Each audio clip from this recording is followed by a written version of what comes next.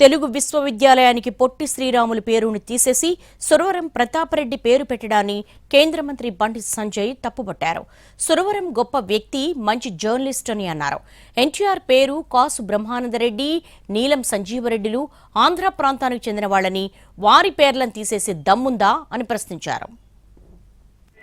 తెలుగు విశ్వవిద్యాలయం పేరు పొట్టి శ్రీరాములు గారి పేరుంటే ఆయన ఆంధ్ర రాయలసీమ అని చెప్పి మన రాష్ట్ర ముఖ్యమంత్రి గారు ఆయన పేరు తీసేసి సురవరం ప్రతాపరెడ్డి గారి పేరు పెట్టాడు.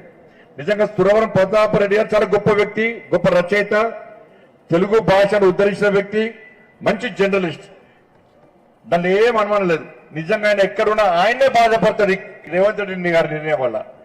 అరే పొట్టి శ్రీరాములు గారి పేరు చేసి నా పేరు పెడతారా అని చెప్పి ఆయనే బాధపడతాడు.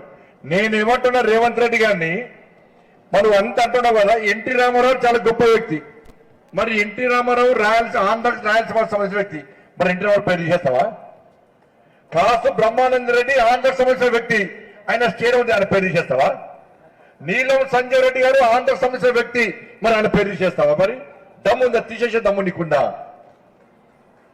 అంటే వాళ్ళకొక రోలు, పొట్టి శ్రీరాములకు ఒక రోలా? పొట్టి శ్రీరాములు గారు అసలు తెలంగాణ వ్యతిరేకి కాదు, తెలంగాణ ఉద్యమం అప్పుడు లేదు.